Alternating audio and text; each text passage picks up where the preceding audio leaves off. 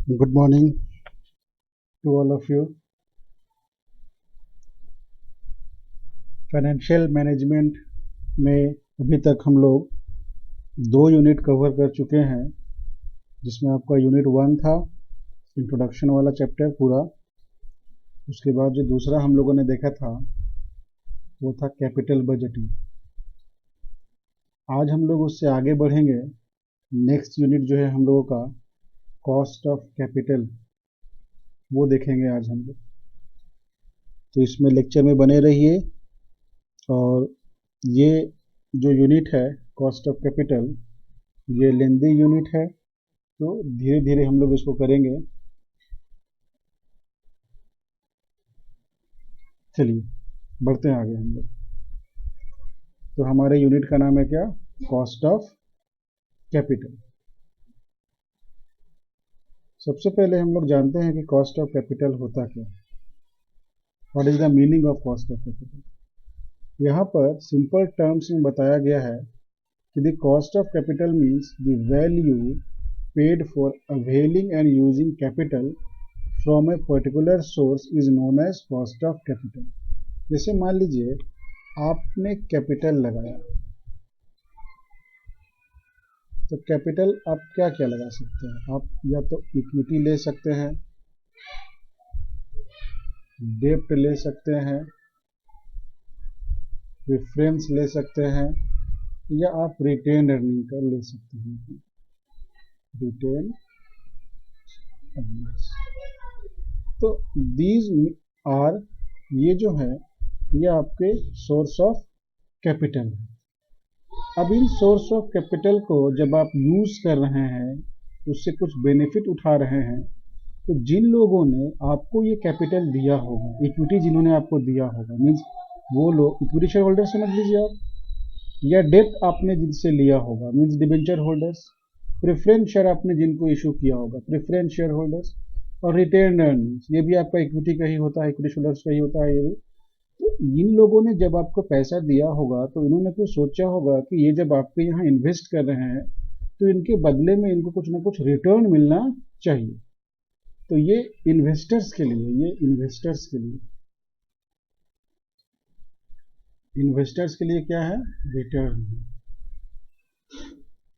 जो इन्वेस्टर्स के लिए रिटर्न है वही आपके लिए क्या होगा? कॉस्ट होगा। जैसे मान लो डेब्ट है, तो डेब्ट ब्याज, मान लो आपने डिबेंचर इशू किया है 7% वाला। इसका मतलब ये हुआ कि आप अगर 100 रुपये का डिबेंचर ले रहे हैं किसी से, तो आप उसे ब्याज के रूप में 7% मीन 7 रुपीज दोगे।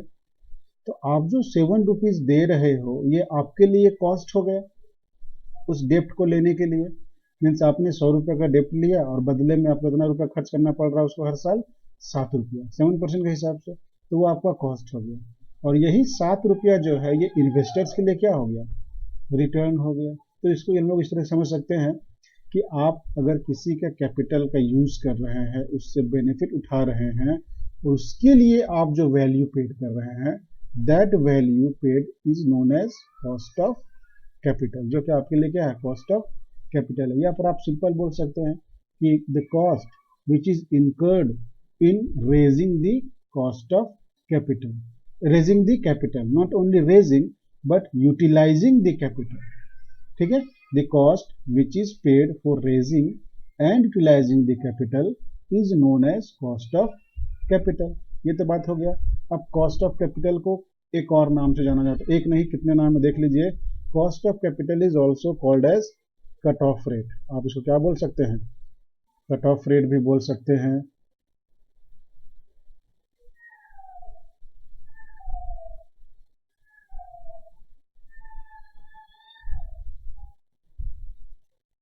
ठीक है, इसका क्या क्या नाम है?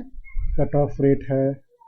उसके बाद आप इसको टारगेट रेट बोलिए, या स्टैंडर्ड रेट बोलिए, या हर्डल रेट बोलिए, या रिक्वायर्ड रेट ऑफ रिटर्न बोलिए। तो ये सभी आपके कॉस्ट ऑफ कैपिटल के जो अलग अलग नाम है, इस नाम से भी आपको मिल सकता है। तो आपको ध्यान ये रखना है कि आपका कॉस्ट ऑफ कैपिटल का ही बात कर रहे हैं। ठीक है। दूसरा महत्वपूर्ण बात है, whenever we talk about cost of capital, जब भी हम लोग कॉस्ट ऑफ कैपिटल का बात करते हैं, it generally refers to weighted average cost of capital. Weighted average cost of capital. तो कॉस्ट ऑफ कैपिटल में केवल इक्विटी का कॉस्ट नहीं, केवल डेप्ट का नहीं, केवल प्रेफरेंस का नहीं, बल्कि आपने जो सारे कैपिटल रेज किए हैं डिफरेंट सोर्सेज से, उन सभी के कॉस्ट को जब हम लोग एवरेज निकाल लेते हैं तब वो वास्तविक में वो कॉस्ट ऑफ कैपिटल होता है। आप आगे के स्लाइड्स में देखेंगे कि जब हम लोग कॉस्ट ऑफ कैपिटल कैलकुलेट करेंगे तो हम लोगों को पहले इंडिविजुअल कैलकुलेट करना पड़ता है। पहले कैलकुलेट करना पड़ता है इंडिविजुअल, मतलब पहले इक्विटी का निकाल लिया हमने, फिर अलग से डेप्ट का निकाल लिया, फिर इनका निकाल लिया, फिर अलग अलग निकाल लिया, फिर लास्ट में सभी को हम लोग वेटेड एवरेज मेथड से कर करके एवरेज कॉस्ट निकालते हैं। तो वो जो आप लास्ट में निकालेंगे that will be your actual cost of capital. लेकिन वहां तक जाने के लिए आपको इंडिविजुअल सभी को कैलकुलेट करना पड़ेगा। तो वो हम लोग आगे नेक्स्ट वाले स्लाइड्स में देखते हैं। ये तो मीनिंग का बात हो गया। आगे बढ़ते हैं हम लोग डेफिनेशन का बात करते हैं। तो दो डेफिनेशन आपको यहाँ पे दिख रहा है सामने स्क्रीन पे, तो आप इस पे दोनों को याद कर लीजिएगा, आपको लिखने में आसानी होगा। सिंपल सा डेफिनेशन है। पहला डेफिनेशन दिया है जॉन जे हैम्पटन ने। इन्होंने कहा है cost of capital is the rate of return, देखिए नाम दिया इन्होंने, rate of return of the firm required from investment in order to increase the value of firm in the market place। तो ये आप लोग को देख लेना, सेम बात बता रहा है वो। दूसरा है सोलोमन एजरा का cost of capital is the minimum required rate of earnings और the cut off rate of capital expenditure. आप जो एक्सपेंडिचर कर रहे हैं उसका मिनिमम रेट आपको कितना लगना है वो आपको यहाँ पे बताया जा रहा है कॉस्ट ऑफ कैपिटल। तो ये दोनों डेफिनेशन आप याद कर लेंगे, इसमें बहुत कुछ है नहीं देखने के लिए। अब हम लोग आगे बढ़ते हैं धीरे धीरे। तो अब हम लोगों के पास अगला जो टॉपिक आ रहा है वो है measurement of cost of capital. कि कॉस्ट ऑफ कैपिटल को हम लोग मेजर किस तरह से करेंगे। तो measurement of cost of capital generally involves two stage, दो स्टेज में होता है। मैंने आपको भी पहले बताया कि पहला आपको क्या करना पड़ता है, ईच कंपोनेंट का अलग अलग जितने भी कंपोनेंट है, तो वो कंपोनेंट क्या हो सकते हैं, डेप्ट हो सकता है आपका, इक्विटी हो सकता है, प्रेफरेंस हो सकता है, या फिर रिटेन अर्निंग हो सकता है। तो इन सभी कंपोनेंट्स का आपको अलग से individual cost of capital calculate करना पड़ेगा। ये आपने निकाल लिया, उसके बाद आपको क्या निकालना होगा, weighted average cost of capital. तो ये जब अब आप निकालेंगे weighted average cost of capital, यही आपका क्या होता है, कॉस्ट ऑफ कैपिटल होता है। तो ये स्टेप्स है। तो पहले हम लोग स्टेप 1 देखेंगे, उसके बाद स्टेप 2 देखेंगे। स्टेप 1 में भी देख लीजिए, पहले हम लोगों को डेप्ट निकालना होगा, फिर इक्विटी का सीखेंगे, फिर प्रेफरेंस का, फिर रिटेन अर्निंग्स का। इसलिए मैंने इस लेक्चर के शुरुआत में कहा कि ये जो पोर्शन है ये काफ़ी लेंदी पड़ेगा आपको, ठीक है। आगे बढ़ते हैं फिर हम लोग। अब आ जाते हैं हम लोग फर्स्ट स्टेज क्या था हमारा। तो फर्स्ट स्टेज में हम लोगों ने देखा क्या, ये है अपना computation of cost of capital of each component. हर एक कंपोनेंट का अलग अलग निकालना पड़ेगा। तो वो कंपोनेंट है कौन कौन से, तो वो मैंने यहाँ पे लिखा हुआ है कि द कंपोनेंट्स और sources of capital are as follows. It may be either a डेप्ट कैपिटल, मीन्स अगर आप डिवेंचर इशू करके अपना कैपिटल रेज कर रहे हैं तो that will be known as डेप्ट कैपिटल। अगर आपने प्रेफरेंस शेयर इशू किया है तो that will be known as preference share capital. Then it may be equity share capital and the last it may be retained earnings. Retained earnings आपका क्या है, ये आपका प्रॉफिट्स है जो आपने क्या किया था, जमा करके रखा था और वापस आपने उसको क्या कर दिया,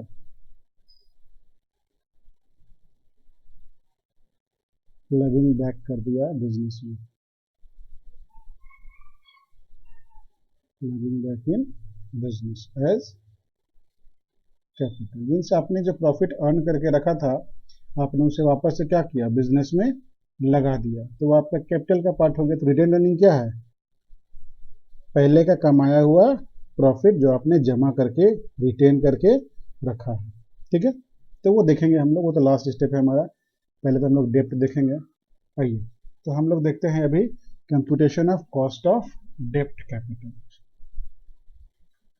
के। डेप्ट का मतलब यहाँ पर क्या हो रहा है,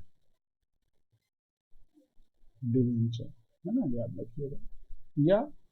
या लोन भी होगा, 10% लोन, 5% लोन, X% लोन, जो भी हो वो भी इसी में आ जाएगा, आपका डेप्ट होता है वो। तो before moving further we should know the following. इससे पहले कि हम लोग आगे बढ़ें, क्वेश्चन सॉल्व करें या और कुछ देखें, कुछ बातें जो हैं वो हम लोगों को यहाँ पे जान लेनी चाहिए। तो वो क्या क्या बातें हैं? सबसे पहला आपको यहाँ पर आप देख रहे हैं, ये है आपका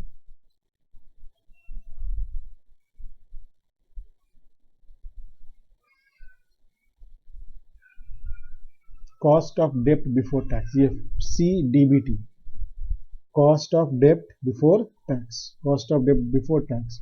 उसके बाद है CDAT, cost of dept after tax, एक बिफोर टैक्स और एक आफ्टर टैक्स।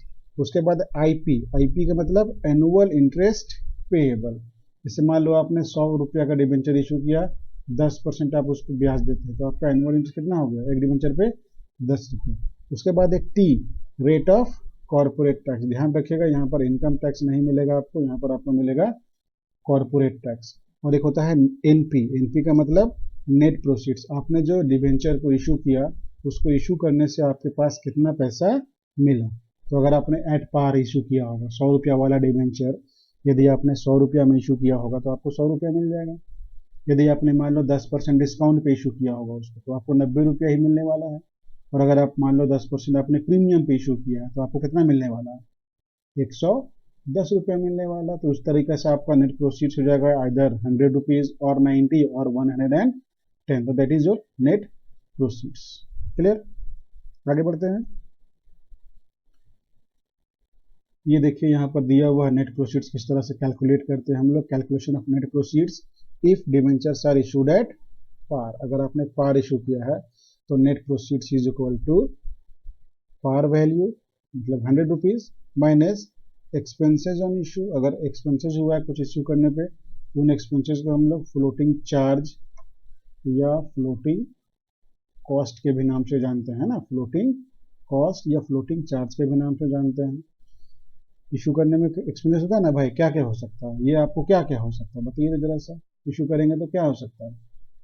अरे बेचेंगे, खरीदेंगे सॉरी डिबेंचर, तो ब्रोकरेज देना पड़ेगा ना, ब्रोकरेज देना पड़ सकता है। मान लो हो सकता है कमीशन देना पड़ सकता है, हो सकता है मान लो एडवर्टीजमेंट में खर्च करना पड़ सकता है, हो सकता है जब हम लोग प्रोस्पेक्टस वगैरह खर्च करेंगे तो प्रिंटिंग में खर्च करना पड़ सकता है। तो ये सब आपको एक्सपेंसेस मिल सकता है फ्लोटिंग चार्जेस के नाम पर। ठीक है? तो अगर आपने एट पार इशू किया है तो net proceeds is equal to par value minus expenses on issue. उसके बाद if debentures are issued at discount. देख लीजिए, डिस्काउंट पे अगर आप कर रहे हैं तो पार वैल्यू आपका 100 है, माइनस कर दिया आपने क्या? डिस्काउंट ऑन इशू, और माइनस कर दिया आपने एक्सपेंसेस ऑन इशू अगर कुछ है तो। और अगर प्रीमियम पे कर रहे हैं, देख लीजिए प्रीमियम क्या हो रहा है, पार वैल्यू में प्रीमियम ऐड हो रहा है। ठीक है? माइनस एक्सपेंसेस ऑन इशू, ये बहुत डिफिकल्ट नहीं है, ये आसान है, आपको समझने के लिए दिक्कत नहीं होगा। बाकी आप यहाँ देख लीजिए।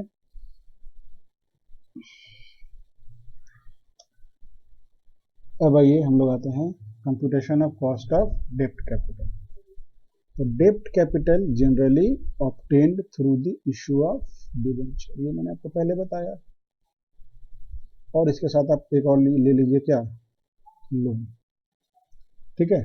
As we know that the debentures can be issued at par or at discount or at premium, वो हम लोग जान रहे हैं ऑलरेडी कि डिबेंचर को हम लोग चाहे तो एट पार भी इशू कर सकते हैं, एट डिस्काउंट भी इशू कर सकते हैं और एट प्रीमियम भी इशू कर सकते हैं।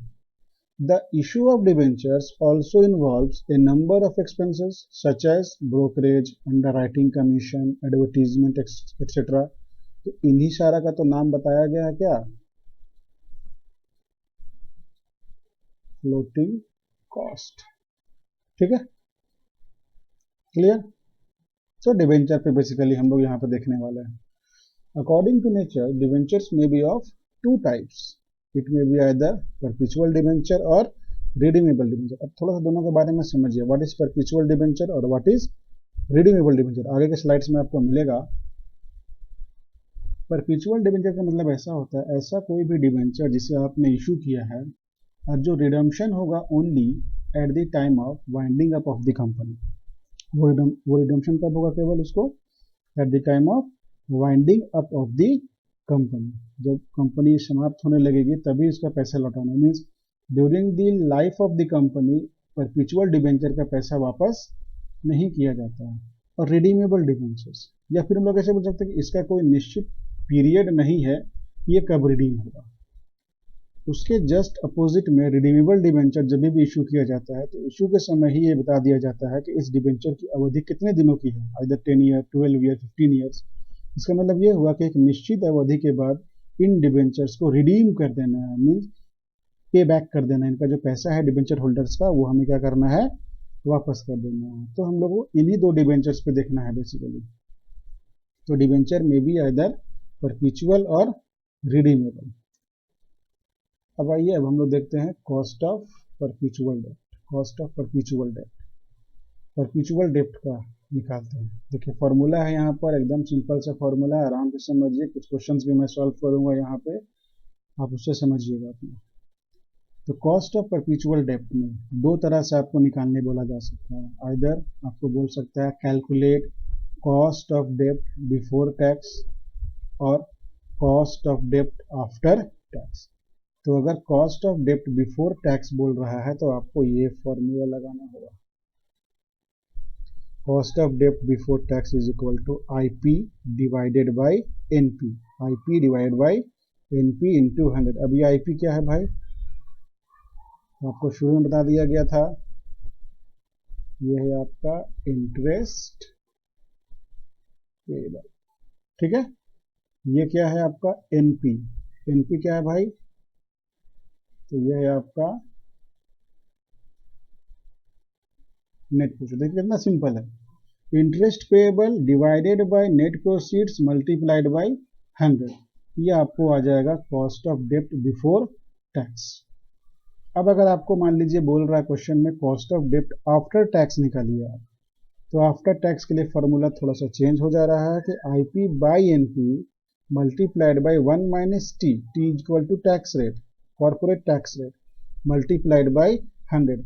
या इसका आप ये भी फॉर्मूला ले सकते हैं, इसका एक फॉर्मूला आप ये ले सकते हैं कि cost of debt before tax आपने जो ऑलरेडी निकाल चुका होगा, इसको आप मल्टीप्लाई कर दीजिए 1 माइनस टी से, तो ये आपको आ जाएगा cost of debt after tax, ठीक है। तो आप इस फॉर्मूला से बनाइए, इस फॉर्मूला से बनाइए, ये थोड़ा ऐसी आसान है क्योंकि आपको ये निकालना ही निकालना है, उसके बाद आप इसको तुरंत निकाल सकते हैं। समझ में आ गया फॉर्मूला क्या है, सिंपल सा है, cost of debt is equal to interest payable divided by net proceeds multiplied by 100, ठीक है। ये फूल जैसा लग रहा है ना, फूल है ना ये flower, but it is multiply. हाँ तो कुछ फूल भी देखते होंगे तो फूल फिर समझ लेंगे तो गड़बड़ हो जाएगा ना।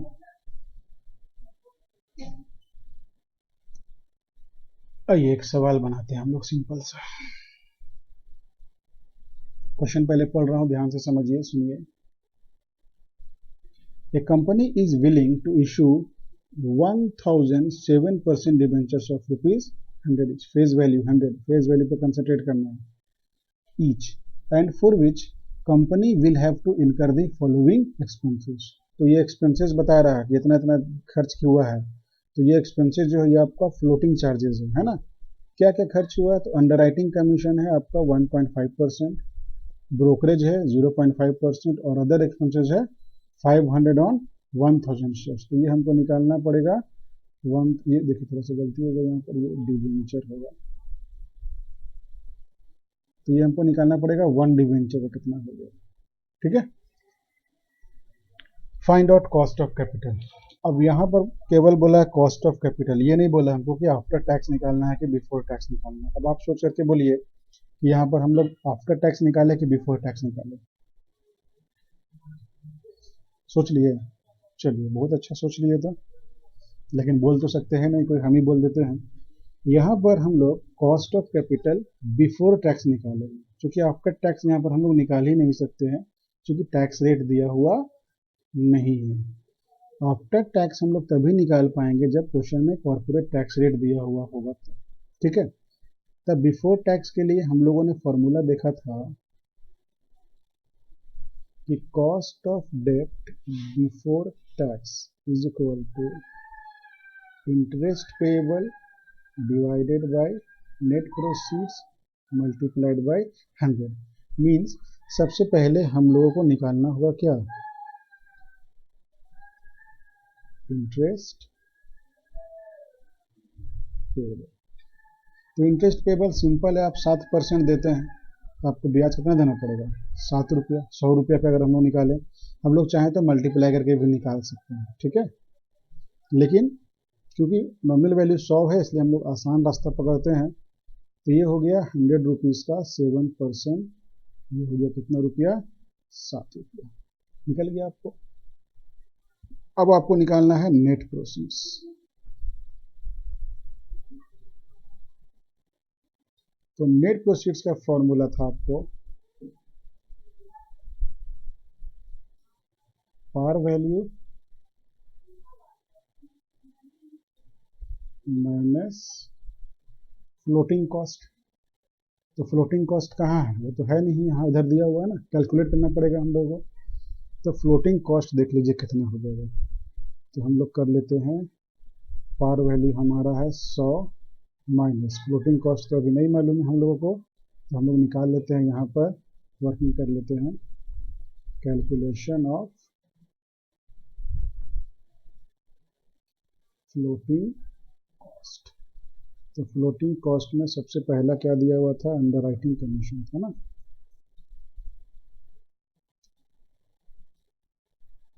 Underwriting commission at the rate of 1.5%। तो 100 रुपये का 1.5%, तो ये हो जाएगा 1 रुपया 50 पैसे। ये ऑन 100 रुपीज़ निकलेगा, ठीक है, ऑन 100 रुपीज़। दूसरा क्या था, brokerage at the rate of 0.5% on 100, ये हो गया 0.50। और थर्ड क्या था आपका, अदर एक्सपेंसेस। तो अदर कितना दिया हुआ था, 500, लेकिन ये 1000 डिवेंचर पे था। यहाँ तो हम लोग 1 डिवेंचर पे निकाल रहे हैं ना, तो ये डिवाइडेड बाई 1000 हो जाएगा, तो ये भी आ जाएगा आपको 0.50। तो ये आ गया टोटल 2.50। ये आपको आ गया टोटल फ्लोटिंग कॉस्ट। तो यहाँ पर आप माइनस कर दीजिए 2.50, तो ये आ गया आपको 97.50। This is your net proceeds, यानी कि आपने निकाल लिया इंटरेस्ट पेएबल,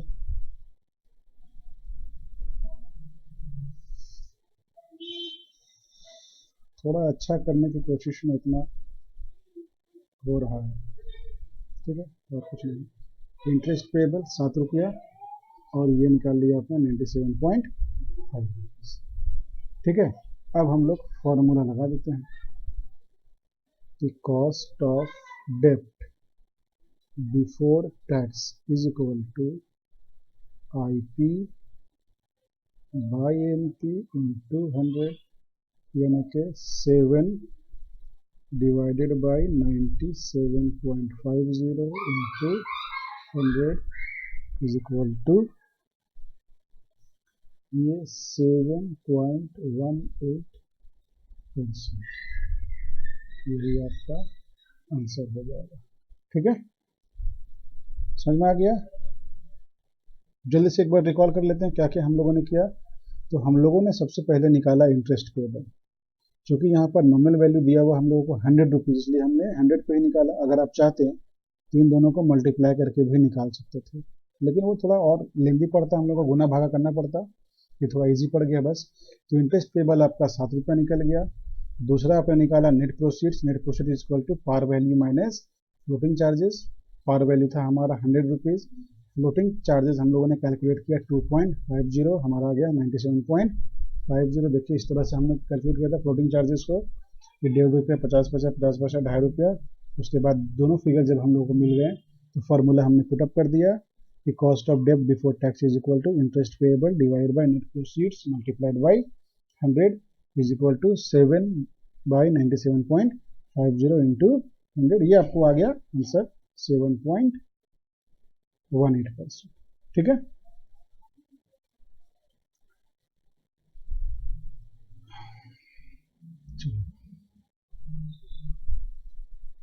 तो इस लेक्चर में इतना ही रख रहा हूँ, ख़त्म नहीं हुआ ये, और भी है, लेकिन नेक्स्ट लेक्चर में कंटिन्यू करूँगा, क्योंकि फिर इसका लेंथ काफ़ी बड़ा हो जाएगा तो आप लोग को अच्छा भी नहीं लगेगा कि इतना लंबा लंबा हो गया।